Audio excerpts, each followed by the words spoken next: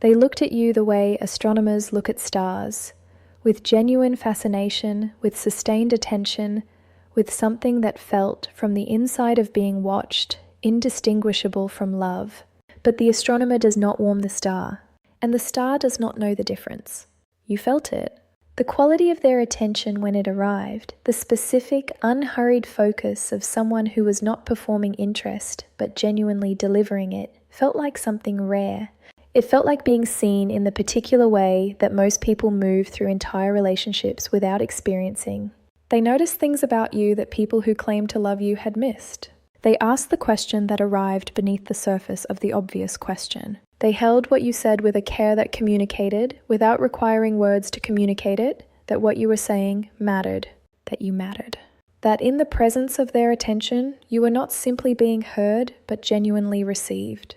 And so you made the conclusion that attention, given at that depth and with that quality, was the same thing as affection. That to be attended to so thoroughly was to be loved. That the person who noticed you with such precision must, by the logic of how attention works in ordinary human relationships, be invested in you in the specific way that investment eventually becomes intimacy. This conclusion was understandable. It was also wrong. Not wrong in its assessment of the quality of the attention. The attention was real as attention gets. Wrong in what the attention was assumed to mean about the emotional relationship between the avoidant and the person receiving it. The avoidant is, frequently and genuinely, an extraordinarily attentive person. This is not contradictory to their avoidant attachment. It coexists with it, and in fact arises from some of the same psychological soil. The avoidant learned, early and thoroughly, that the interior of other people was something to be monitored. In the attachment environments that produce avoidant adults, the emotional states of the people around them were often the most important information available. The data from which they learned to predict safety or threat, warmth or withdrawal, the particular emotional weather that would determine whether a given moment was navigable or dangerous. The monitoring became sophisticated because sophisticated monitoring was survival. This history produces adults who are genuinely perceptive about other people, who notice mood and subtext and the gap between what someone is saying and what they are actually experiencing, who bring to their observation of other people a quality of attention that most people never develop because they never needed it as a survival tool. The avoidant reads the room, reads the person, reads the space between the words, not as a social skill they cultivated, but as a fundamental orientation toward other people that was installed before they had the language to choose otherwise. And the reading feels to the person being read like love, because genuine, perceptive attention is so rare in the ordinary landscape of human interaction that when it arrives, with that quality, at that depth, the nervous system of the person receiving it responds as though it has finally been met, as though the part of them that has always wanted to be truly seen has been found by someone with eyes capable of seeing it, but the avoidance attention is not the same as their investment. Not automatically, not as a given. The perception does not equal the attachment. The noticing does not equal the choosing. The sophisticated reading of who you are does not in itself constitute the emotional commitment of someone who has decided to build something with what they have read. The distinction is this: the avoidant can be deeply, genuinely attentive to someone they are not prepared to fully love. Their attention extends naturally to anyone who interests them, and the avoidant is often interested by a wide range of people because their perceptiveness gives them access to the interior of other people in a way that makes people interesting who might not appear so on the surface. The attention is an expression of their curiosity and their perceptiveness. It is not an expression necessarily of their attachment.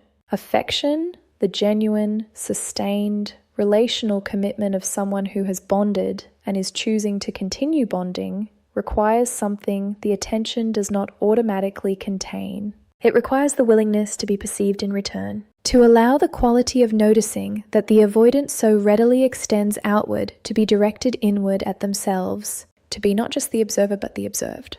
Not just the one who sees but the one who is seen.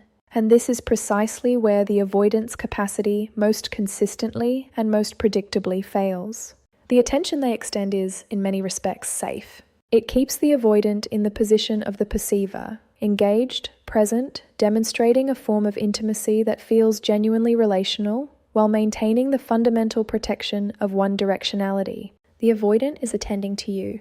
The avoidant is not, in attending to you, exposing themselves to the reciprocal attending that genuine affection requires. The gaze moves outward. The interior remains protected. There is also something the avoidant's attention does that affection does not do. Something that becomes visible only in retrospect, usually when the pattern has had time to complete itself. The attention creates intimacy without creating safety. It builds in you the experience of being genuinely known, which is one of the most powerful and most disarming experiences available in human relationship. Without the avoidant having made the reciprocal commitment of being known by you, the asymmetry is profound. You know what it feels like to be fully seen by them. You do not know what it feels like to have them fully seen by you. The intimacy that was built was not mutual. It was built in you through the sustained quality of their perception, while the avoidant remained, in their own interior, precisely as defended as they were before the attention began. This is not manipulation. It requires repeating. The avoidant's attention is real. Their perception is genuine. Their interest in who you are is not performed. They are not attending to you in order to create a false sense of intimacy that they can later use or exploit. They are attending to you because attention is what they know how to offer, because it is the form of connection that their psychological structure makes available without requiring the internal exposure that deeper connection demands. Because noticing you in the profound way they notice is their most authentic form of reaching, the closest they can currently come to the full intimacy they are not yet able to offer. The tragedy is not that the attention was false. The tragedy is that it was the most real thing they could give you. And it was not enough. Not because of anything wrong with you or anything wrong with the quality of what they offered, but because you needed to be loved, not just observed, held, not just perceived, chosen, not just noticed. And those are different things. Even when the noticing is extraordinary, even when being noticed by them felt, in the moments it was happening, like the closest thing to home you had ever found in another person. Attention without affection is not love. It is love's most convincing shadow, and shadows, however precise, however detailed, however faithful to the shape of the thing that casts them, do not keep you warm.